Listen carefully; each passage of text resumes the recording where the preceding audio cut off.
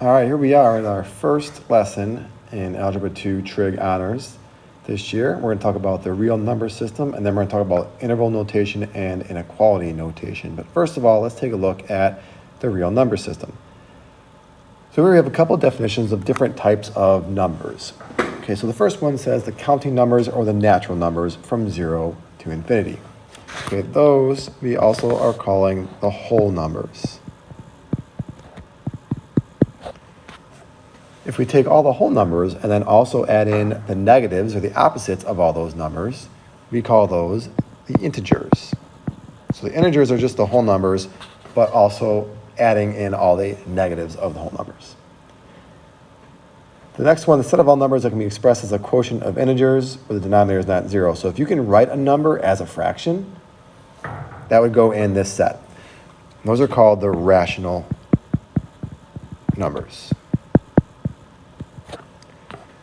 And then if you can't write a number as a fraction, so all numbers whose decimals are never ending and not repeating, so there's no way we can turn this decimal into a fraction, these are called the irrational numbers.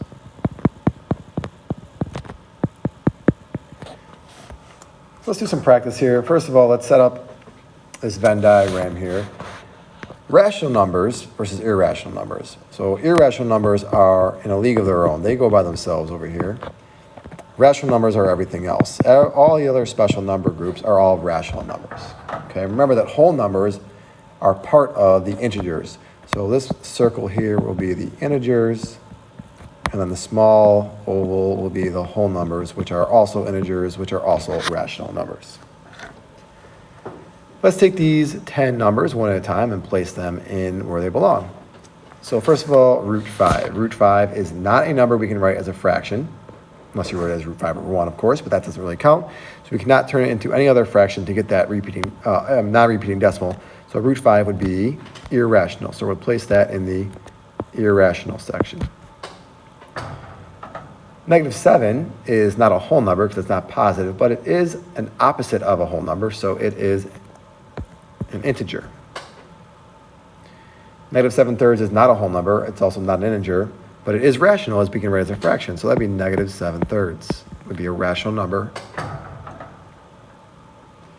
0 is a whole number, which means it's also an integer and it's also rational. 3 is a whole number, which means it's also an integer and it's also rational. 12 is also a whole number. 5/4 is not a whole number. It's not an integer, but it is rational. As you can see, it's written as a fraction, so 5/4. -2 is the opposite of a whole number, so that's an integer. Pi over 2, if we know the number pi, which is approximately 3.14, but we know it never stops. It goes on forever. So that pi itself is an irrational number, so pi divided by any number would also be irrational. And the last one, -2.51. The bar on top means it is repeating. And since it is repeating, it could be written as a fraction, which means this one is rational. It's not an integer or a whole number, though, because it's not a whole number. So we can only put it in the rational box.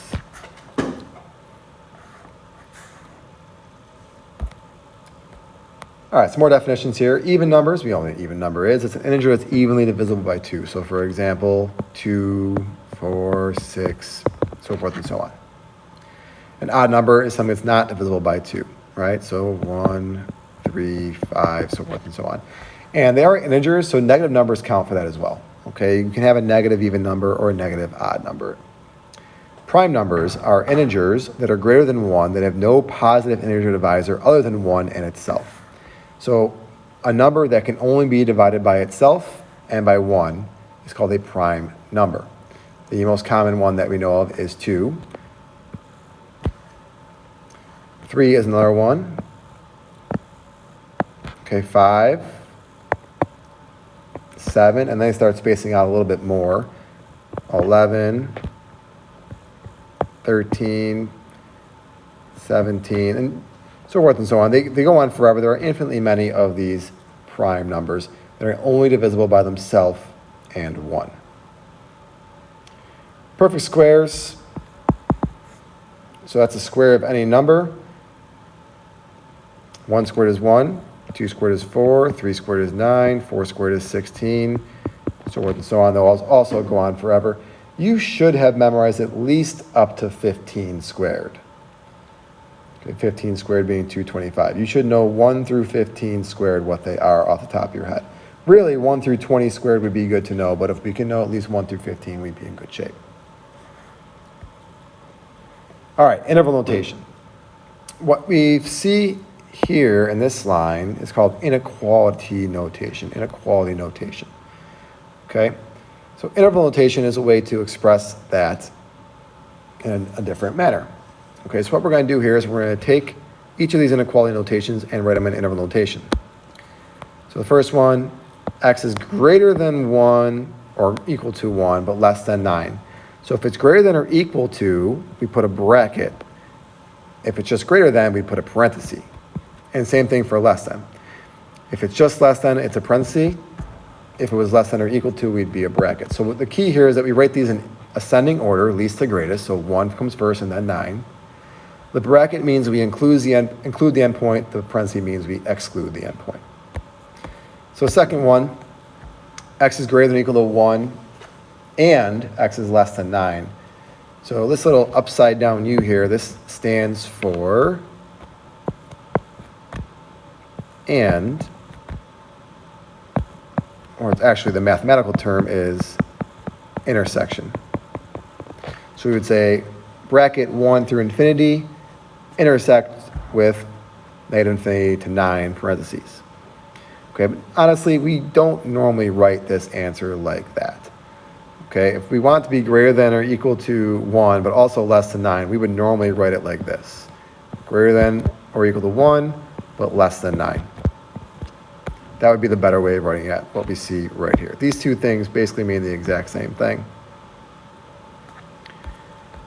The third one, x is greater than or equal to 3, so we see the equal to sign there.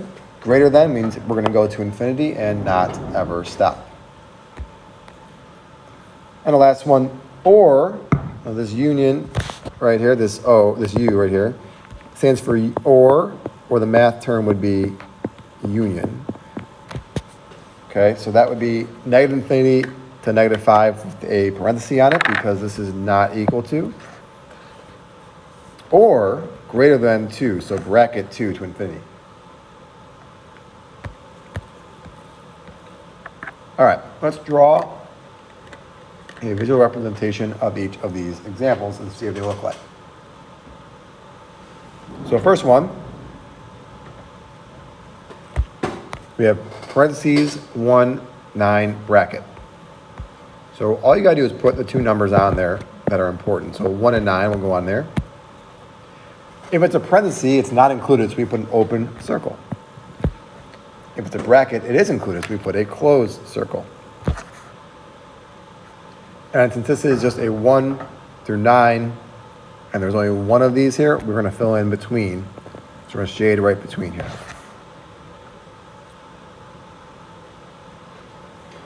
Now, number 2 is pretty much the same thing. It's intersection. So it's 1 to infinity, not including 1. So that means we're shading this way forever.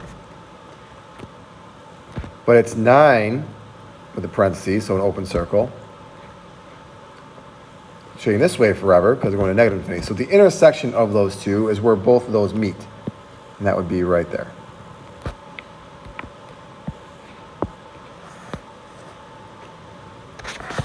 Third one, 3 to infinity.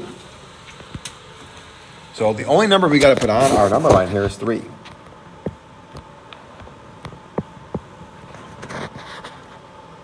Open circle means, parenthesis means open circle. And because we're going to infinity, we're just going to shade to the right.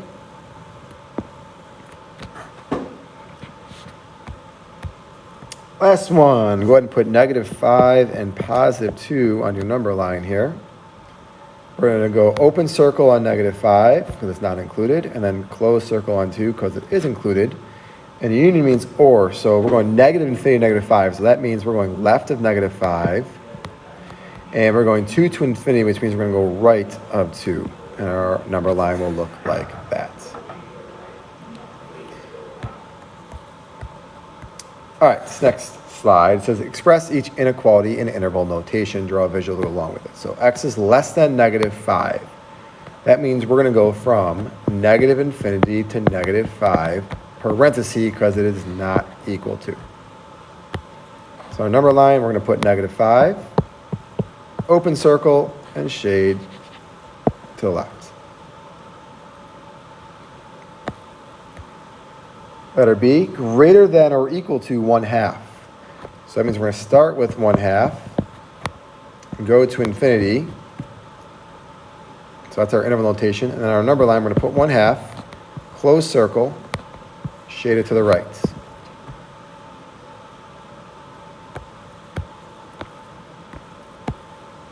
Part C, we're going from -3 to 4, not including 3, but including 4. So our number line, -3 to 4, not including 3, but including 4, and we're going to shade between them.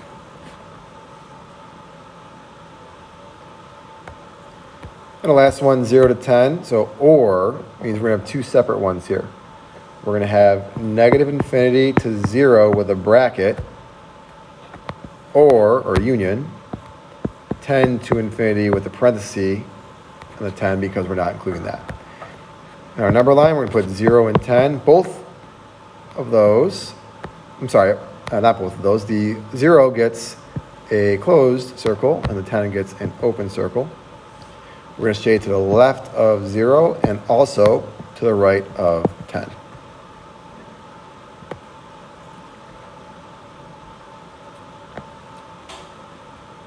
Okay, now this time we're going backwards.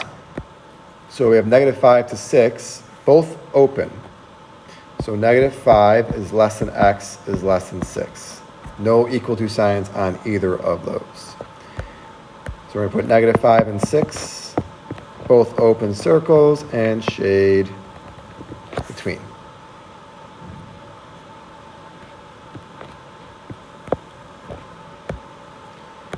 All right, letter B, it's -infinity to 1, or 6 to 10. So -infinity to 1 or 6 to 10.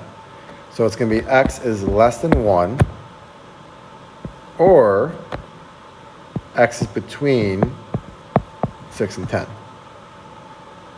we're going to put three numbers on our line here, 1, 6, and 10. They're all open circles because they're all not equal to. Less than 1 or between 6 and 10.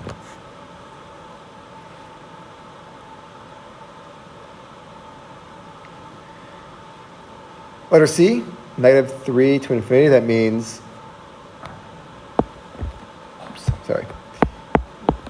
greater than -3, right? So we want to be greater than -3. On our number line, we're just going to put -3, open circle because it's not equal to, and shade to the right because it's greater than that. The last question down there, it says explain the difference between the two following intervals. There's only one difference, and it's right there. In the first one, 7 is not a solution. In the second one, 7 is a solution. Other than that, all other numbers are the same. The only number that's different is 7. Okay, our last slide here, we're going to solve these three and express our answers in interval notation. So just like solving like we were doing an equation, how would we solve this? So let's subtract 7 from both sides and divide by 3. And x is less than 9, and in interval notation that would be -infinity to 9.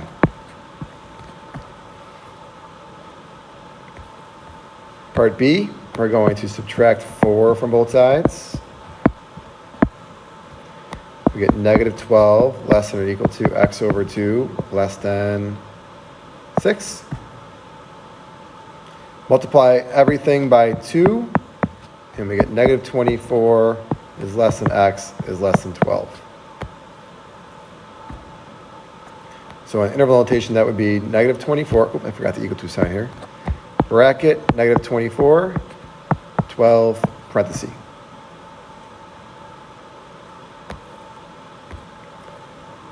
All right, the last one here, subtract 4 from both sides. We get 4x is greater than or equal to 14. Divide by 4. We get x is greater than or equal to 14/4, but we should always reduce to lowest terms. So x is greater than or equal to 7/2. So greater than or equal to 7/2 means 7/2 to infinity. That's it for our first lesson in Algebra 2 trig honors here. Thanks for tuning in, and we'll see you next time.